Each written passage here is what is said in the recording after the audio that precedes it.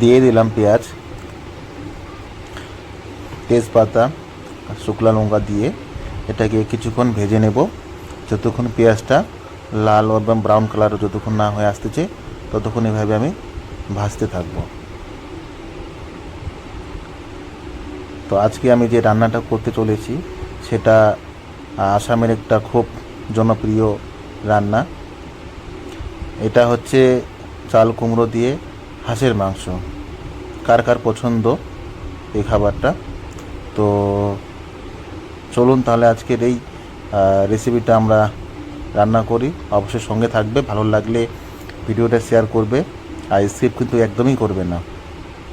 ভিডিওটা একটু হয়তো লম্বা হবে, বিশেষ করে আমি এটা রাত্রিবেলা রান্না করলাম, এই জন্য কিন্তু খুব ভালো একটু আপনাদের ছবিগুলো হয়তো আমি দিতে পারবো না, তবুও চেষ্টা করব করার।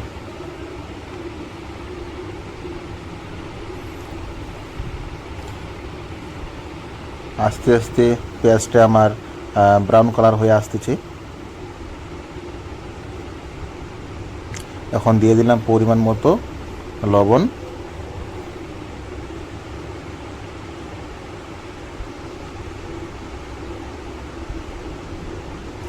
আর লবণটা আস্তে আস্তে করে দিয়ে আমি একটু পেঁয়াজটা ভেজে নেব।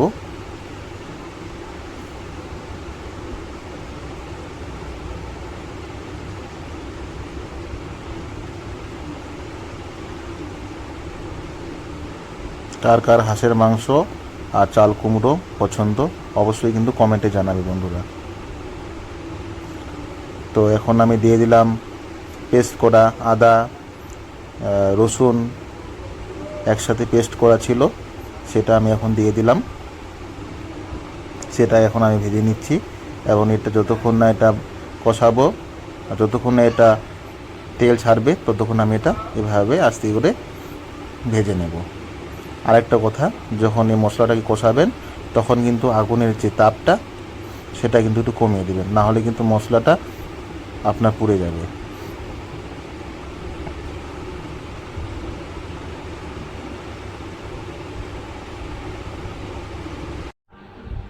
এখন দিয়ে দিচ্ছি পরিমাণ মতো হলুদ গুঁড়ো।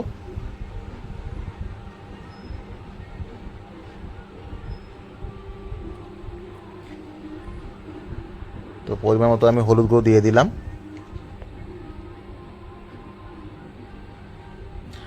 এবং তার সাথে দিয়ে দিচ্ছি জিরা গুঁড়ো, পরিমাণ মতো জিরে গুঁড়ো দিয়ে দিলাম। এখন একটু আস্তে করে আমি ভেজে নেব, মশলাটা কষে নেব।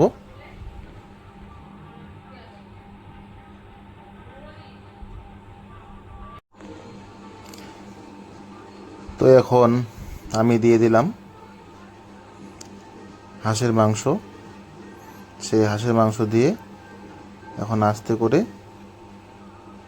আমি মাংসটাকে নেড়ে দেব, আর মাংসটাকে এখন আমি কষাবো। এভাবে মাংসটা আমি কষাতে থাকবো।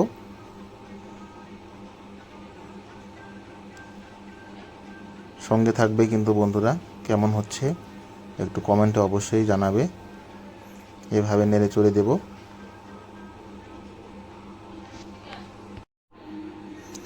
তো এইভাবে নাড়তে থাকবো, মাংসটা কষাবো যতক্ষণ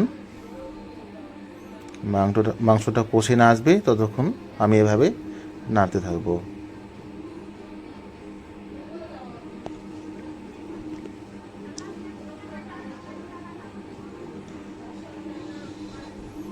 এখানে কিন্তু বন্ধুরা আমি একটা জিনিস আপনাদেরকে বলে দিই, কিছুক্ষণ আগে আমি যে কড়াইতে রান্না করছিলাম তখন সেটা কিন্তু আমি কড়াইটা চেঞ্জ করেছি। দেখতেই পাচ্ছ পাশেই কিন্তু সেই কড়াইটা রয়েছে, কারণ ওটা একটু ছোটো হয়ে গেছে, সেই জন্য আমার একটু এভাবে নাড়াচড়া করতে একটু অসুবিধা হচ্ছিল। তো সেই জন্য ওটাকে আমি চেঞ্জ করে দিই। দেখতেই পাচ্ছ বন্ধুরা, এখন আমি দিয়ে দিচ্ছি পরিমাণ মতো লাল মরিচের গুঁড়ো। তো লাল লঙ্কার গুঁড়োটা আমি দিয়ে দিলাম, দিয়ে এভাবে আমি এখন কিছুক্ষণ নেড়ে চেড়ে নেব কড়াইতে, যতক্ষণ না এটা কালারটা না আসে ততক্ষণ না আমি এভাবে নাড়তে থাকবো। এটা ঝালের জন্য না, ঝালের জন্য আমি কিন্তু শুকনো লঙ্কা গুঁড়ো দিয়েছি এবং তার সাথে আমি কাঁচা লঙ্কাও দিয়েছি গোটা। তো এটা আমি কালারের জন্য দিলাম। দেখতেই পাচ্ছ আস্তে আস্তে কালারটা আমার আসতে শুরু করেছে। ভিডিওটা কিন্তু একদম স্কিপ করবে না, না হলে কিন্তু মিস করবে। তো এখন আমি চাল কুমড়োগুলো দিয়ে এভাবে ভেজে নেব, ততক্ষণ ভাজবো যতক্ষণ না এই চাল কুমড়োগুলো জল না ছাড়ে, এবং আস্তে আস্তে এটা কিন্তু এখান থেকে সিদ্ধ হয়ে যাবে। তো এইভাবে আমি ভেজে নিচ্ছি চাল কুমড়োগুলো। তো দেখতে পাচ্ছ চাল কুমড়োগুলো কিন্তু জল ছাড়তে শুরু করে দিয়েছে।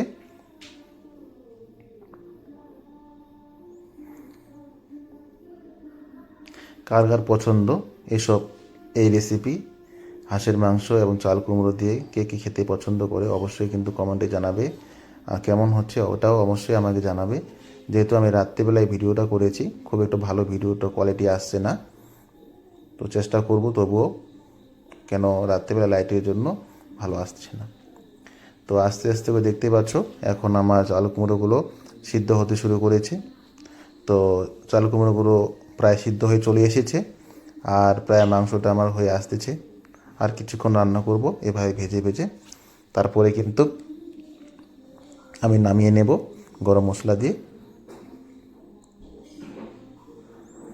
তো দেখতেই পাচ্ছ বন্ধুরা, চাল কুমড়ো পুরোপুরি সিদ্ধ হয়ে গেছে, ছোট ছোট হয়ে গেছে এখন সিদ্ধ হয়ে। তো আমার রান্না প্রায় শেষের দিক, এখন আমি নামিয়ে নেব। দেখতেই পাচ্ছ আমার মাংস রান্না কমপ্লিট, হাঁসের মাংস এবং চাল কুমড়ো দিয়ে রান্না করেছি। কালারটা খুব সুন্দর এসেছে। কেমন হয়েছে বন্ধুরা অবশ্যই কমেন্টে জানাবে, ভালো হলে অবশ্যই শেয়ার করে দেবে। নমস্কার।